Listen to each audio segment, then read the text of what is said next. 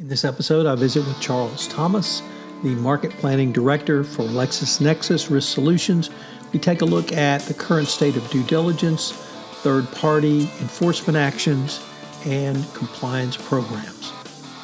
This is Bart Peterson, and you are listening to the FCPA Compliance Report on the Compliance Podcast Network. The FCPA Compliance Report is a production of the Compliance Podcast Network. Hello, everyone. This is Tom Fox back for another episode, and today I have with me Charles Thomas. Charles, could you tell us a little bit about your professional background?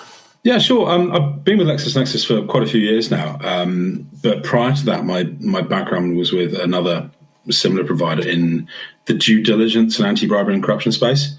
So I come into this world from the risk side of things more than the compliance side of things. Originally started many years ago, an outfit called Kroll, working in business development, a sales role, as a young man around town. And that gradually kind of morphed into more of a consulting role, got more consultative and more involved with other things. And I got more and more interested in the idea of, instead of doing what I was at the time, which was sort of personnel and employment vetting, I got more and more interested in the vetting and due diligence on companies, on business relationships. So gradually shifted away from that risk side into third-party risk, third-party due diligence, and then, as I morphed into very much focusing on the due diligence side of anti-bribery and corruption. And for the last probably 10 years or so, I've been in similar sort of roles, strategy and direction, looking at how best to answer the problems that companies face globally. So over the past 12 months, what have been some of the biggest challenges or top issues your clients faced? And I don't really want to go back to 1 year ago when we were all in lockdown, but as we moved into Q4 and Q1 of 2021, things began to open up a little bit. Did the challenges change? Did they morph a little bit? Or what do you see from your perspective? I think a lot of it was that some of the challenges that were left behind by the before times, or whatever we're calling them now, continued. And one of the big challenges that really continued was that of change. So a lot of people saw during the pandemic that their suppliers or their supply chain was hit with a change. So that change may have been the factories being shut down in China. I was just on the phone this morning with one of my colleagues in Hong Kong, and he was saying how lovely it was that the skies were so blue. And the skies are so blue because factories have been shut down. That knocks on the supply chain. Now, as we come out of that, and as we come out of the pandemic and things open up and people are trying to catch up, businesses trying to catch up with where they were before, there's now that sort of pressure to change quickly. So it may have been that you had a supplier previously that shut down, has gone out of business. You've got to replace them. You've got to bring someone else on board. It may be that you're actually needing more capacity. You need to increase manufacturing capacity. The ship getting stuck in the Suez Canal didn't really help with that either. People have knock-on effects on the supply chains that making them have to change things, and make them have to change things at short notice and under pressure. And when compliance and due diligence gets put under pressure, is there the temptation to maybe cut a corner, take a bit more risk than perhaps you would normally? Unfortunately, businesses are maybe so desperate that they're trying to catch up that they might think, actually, yeah, we could take a little risk on this. Let's just do it a little differently. Let's go with a slightly higher risk supplier because they said they can provide us the moon on a stick. So I think that change is one of the big things that's happened over the last 12 months or so, and change is continuing to happen as we open up. Charles, that's a really interesting point that you started with, which is not new challenges, not challenges really related to the pandemic specifically, but challenges, let me see if I got this right, challenges left behind. And many of those challenges did not go away. We did perhaps put them on the back burner, but I'm not sure many compliance practitioners are really thinking back to, a year ago I had these challenges, and then for a year I had a new set of challenges, but now I have to think through the challenges that were there, but I have to think through in a compressed time frame because we have to open up and face all of the other things that came out in the past 12 months. That's a very interesting insight. Yeah, and I think tied into that, if you look at look at things sort of with an international lens and look at how everyone's trying to open up. You're having to do the same challenges. You're having to do your due diligence. You're having to do the risk assessment and the compliance assessments. You're having to do it internationally, but you're having to do it internationally without being able to go there. So for the last 12 months or so, people haven't been able to do those site visits. They haven't been able to go and do in-person interviews. So much more has to be taken, not on trust, but there's so much more importance placed on data and information when you can't make those personal interactions. I mean, we've all sat on endless Zoom and Teams calls, and they're great, and they really are a dynamic way of doing business. But I think there's been a change there that people have had to adapt to, and it's adapting to a new way of working and a new way of doing that due diligence, information gathering, and relationship building remotely. And people took a while to adapt to that, and I think that's now catching up. I also appreciated your remarks around, I think it was the ever again in the Suez Canal, because I'm not sure many people thought about what happens if you cannot physically get your supplies across the globe. Has that had an impact in your part of the world as well? Yeah, it's actually had an impact. I think it's had an impact globally, that one. It's just, it's people thought it's one ship stuck in a canal. And it was strangely comical to see this great big ship stuck in a canal, and there was lots of jokes and fun. But actually, the commercial impact of that wasn't the one ship. It was the traffic jam, the line of ships backing up, waiting to get through both ways. That had probably a 2 or 3 week knock-on effect. Now, that 2 or 3 week knock-on effect means that you might not have had the component you need to finish your production. And that slows down your production. If your production goes into somebody else's supply chain, that slows down their supply chain. And I think that's where people had to look at how quickly do we need to change our plans? Do we need to source another provider? Do we need to maybe fly some cargo in to fill that stopgap? If we do, then we've obviously got the trade cargo element as well of, are we doing the correct checks and the correct procedures on that trade piece to fill the gap? So yeah, it had a strangely big knock-on effect. I mean, I've got one sort of example. I'm a cyclist, and some friends of mine who run a bike shop locally, they've seen a knock-on effect that they're not actually able to get the parts needed to fix customers' bikes.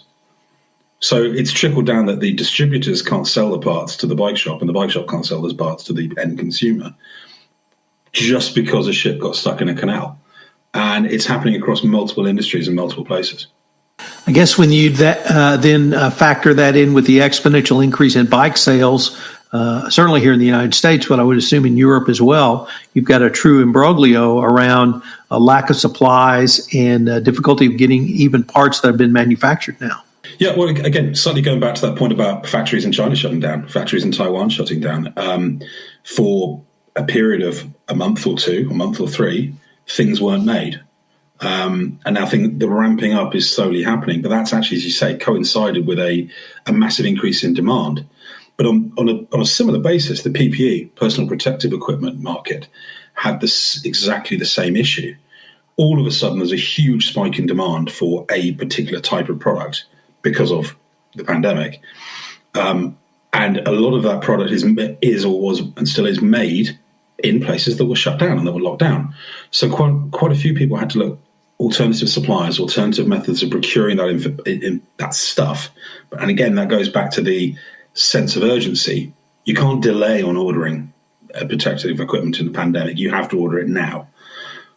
Does that sense of urgency lead to an enhanced risk of doing something wrong or cutting a corner or procuring the wrong product from the wrong people in the wrong way? Yes, I think it does.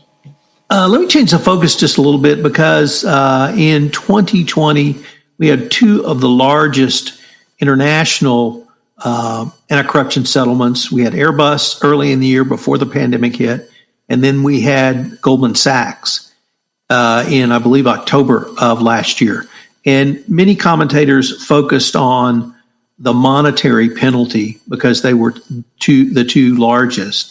But for me, the more interesting aspect was the international aspect.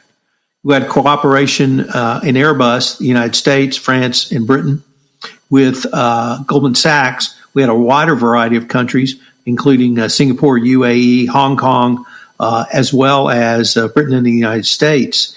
And so I was wondering if might get sort of your thoughts on the global enforcement of international anti-corruption regimes or laws and how that is really impacting what you do with your clients.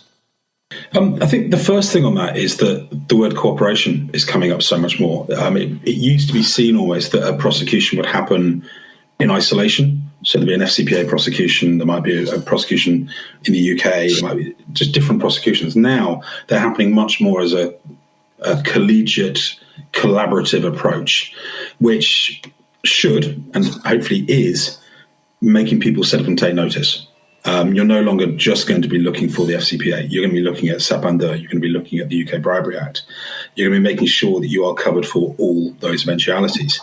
And interestingly, actually, I'm going to touch on SAP-under if I can, the French law, relatively recent French law.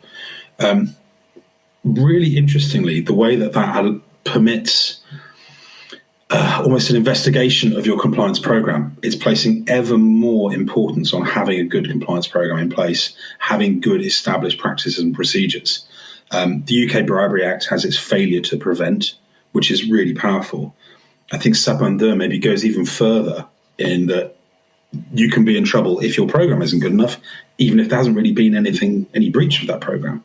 So what seems to be happening is countries are developing ever stricter and better laws, and SAP-under, I think, is probably the most recent big example, if you will, to do that. And we're now seeing that collaboration between regimes, between regulatory regimes. Those two things combined make it more of an issue. It's also now seen as, thankfully, it's sort of almost, it's a mature industry in a way. For many years, it was often seen that ABC compliance, anti-bribery corruption, was the smaller sibling to anti-money laundering or sanctions regimes in the financial crime world. That is actually moving away now. We're seeing much more importance placed on having those programs and policies in place at a high level. It's not just an afterthought within a business. It's now put up at the top and put at the front of it. And a large part of that ties into a real international move, and a lot of it's coming from the European Union, and a lot of it's coming from investment pressure to tie in anti-bribery and corruption due diligence and regulation with environmental, social and governance, the ESG side of due diligence and processes as well. So there's multiple pressures from different regulatory regimes that mean it's ever more important to be doing the right thing. And multiple pressures, hopefully, are now making that change happen. And we are seeing more people really take more notice of compliance and not see it, in some cases, something they have to do. It's something they want to do because it makes them a better business. And now we're going to take a short break.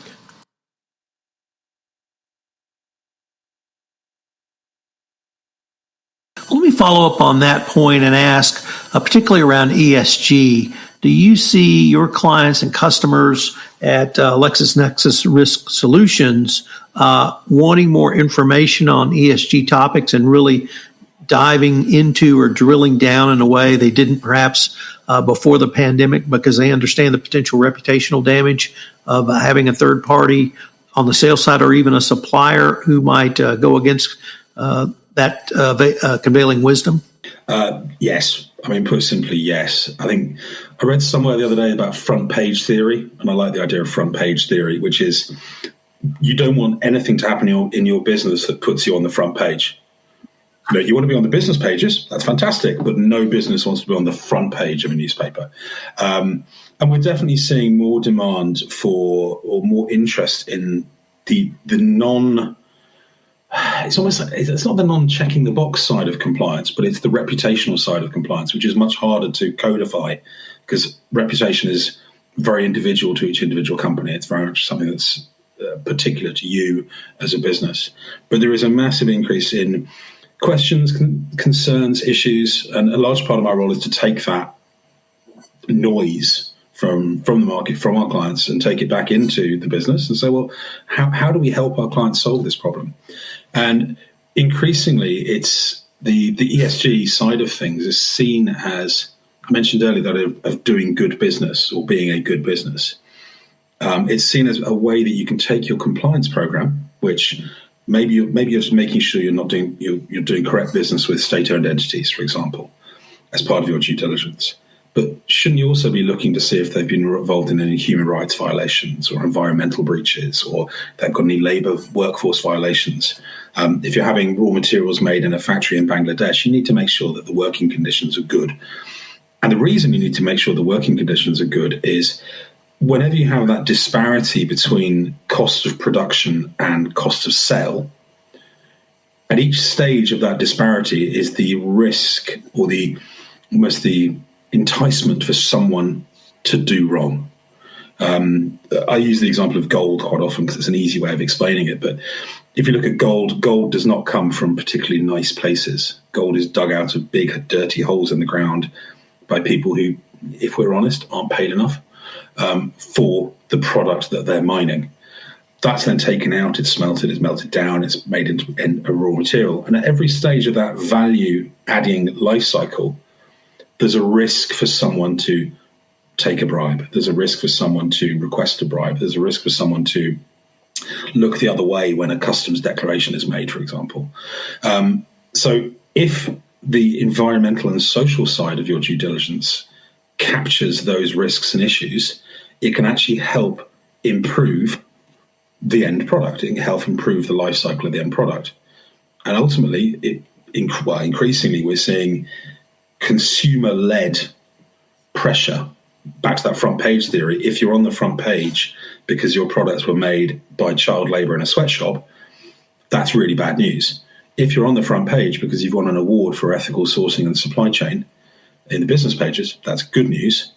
And actually, people are increasingly willing to spend more money on good products. So there's almost a business incentive to do good compliance, because you can actually, if we're being callous, your business will be more successful if you spend more on compliance, because people will buy more of whatever you're selling.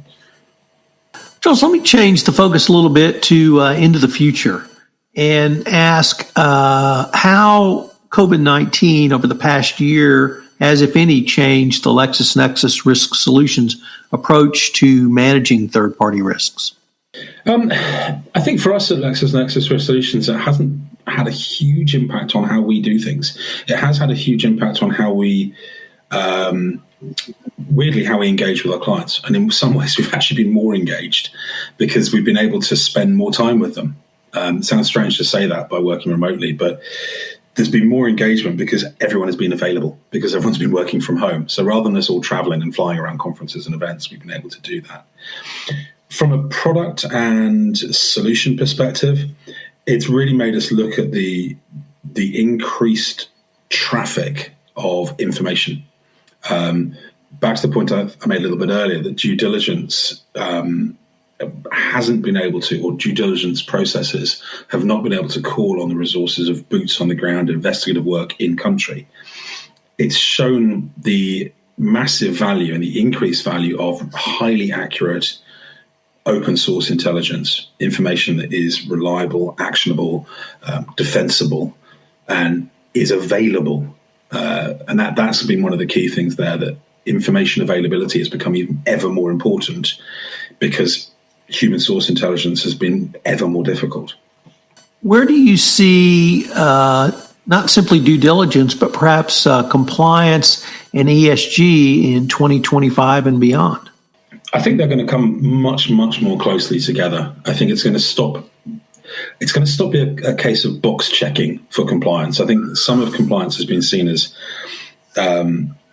following the process, check the box and move on. I think bringing ESG into the fold makes it much more about a value-based decision. So there's the risk-based approach to know if you're doing business with bad people, but bringing in that ESG piece places more on the ethical and moral values of who you're doing business with. So not just the corporate and business relationship of who you're working with, but the ethical side of it. So ethics and compliance they're already hugely interlinked, but I think they're going to become more and more interlinked. And there will almost certainly be more regulation placed on the ESG side. And that's going to grow, and that's something that's going to only continue. Beyond that, I think the only other thing really is back to that point about international cooperation. For many years, it was seen that the FCPA was the only anti-bribery and corruption law in the world. I think we've seen in recent years new laws that are coming out or new interpretations and new approaches to anti-bribery and corruption, which you could argue are actually stronger and are more aimed at stopping bribery and corruption. And obviously, there's the element within the FCPA that it's that focus on foreign public officials and foreign bribery and corruption. The UK Bribery Act doesn't really make that distinction. It's not about state. It's about whether or not you're doing business with good people, be they state or private, and be they foreign or domestic. So we're a UK-listed entity. I obviously have to adhere to the UK Bribery Act. I know that if I pay a bribe or if I receive a bribe, I'm equally culpable.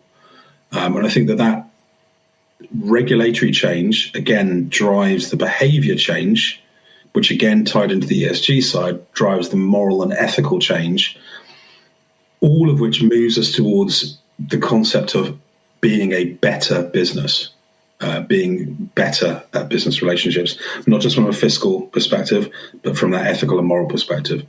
And hopefully, if we could get that further, it's going to help drive the corruption away. It's going to help make sure that the money that should be going to build schools or hospitals or healthcare or infrastructure isn't lying in the pockets of a few people. It's actually getting into the development that it should be getting into. That's an interesting way you phrase that. Let me see if I can maybe rephrase it sort of from the FCPA to the Bribery Act with its failure to prevent, to supplement with actually have to show the effectiveness of your compliance program. It seems to me that certainly the UK Bribery Act and supplement may have built upon the FCPA, but they've, as you suggest, actually, I think, strengthened international anti-corruption enforcement. Would that be a fair assessment? Yeah, I think it is. I think it is entirely fair. I think if you look at the UK Bribery Act, the fact that it's state or private doesn't matter. The fact that it's bribe payer, bribe receiver doesn't matter. It's just bribery and corruption is bad. Let's try and stop it. Sapender, as you say, goes a little step further. Not only let's try and stop it, but let's make sure you've got the policies and procedures to actually do that. So in a way, I think every time you see a new law coming on, I think we've maybe learnt from past regulations of how we could make it better, how we can make the enforcement better, make the landscape better, and then hopefully the ultimate goal of this is not to fine people, it's not to send people to jail, it's to try and reduce bribery and corruption. And I think, as you say, that the UK Bribery Act and the Sapender have actually maybe done more to change behaviours than perhaps the FCPA does. Could it be time to look at that and think, could the FCPA be improved? I think almost every law everywhere could be improved, surely. If I had one criticism of Sapender, it's that it's not as extraterritorial as the UK Bribery Act, for example. It's a fantastic law, but it's the primarily French side of it, whereas the UK Bribery Act has more extraterritorial reach. Who knows, maybe the next refreshed law that comes out will take both of those pieces into account and we'll get something even better. Let's hope we do. Charles, unfortunately, we are near the end of our time for this episode, but I was wondering if our listeners wanted any more information on the topics you've touched on or information on LexisNexis Risk Solutions. Where could they go? Thanks for that, Tom. I think obviously the first place I'd point people is towards our website, which is risk.lexisnexis.com. Huge amount of information on there. Insights, resources. We host blog articles. We host our own podcasts as well. So as well as your excellent podcast, we have ours. I think everyone has a podcast these days. If not, if anyone wants to contact me via LinkedIn, more than happy to take any questions or answers there. The other thing is there are now, because of social media, there are now so many brilliant people out there broadcasting. There's loads of opportunities to listen to other things. And I'm going to give a little shameless plug to a dear old friend of mine's podcast, if I can, which is the Great Women in Compliance podcast from Mary Shirley and Lisa Fine. That it's just inspiring, brilliant stuff. Listen to theirs as well. Always worth plugging your friends, I think, in that respect. And you can listen to them on the Compliance Podcast Network. So, Charles, this has been a ton of fun. And I hope that perhaps I could call upon you in the future when we might be able to discuss where we are going down the road. Absolutely. Would love to. Look forward to it. Thanks so much for having me on. Hello, everyone. This is Tom Fox again. I'd like to thank you for listening to this episode of the FCPA Compliance Report, a production of the Compliance Podcast Network. We have a great new show on the Compliance Podcast Network called Mo Forecast, which is a podcast of the law firm of Morrison & Forster, hosted by James Koukios. Check that out on the Compliance Podcast Network.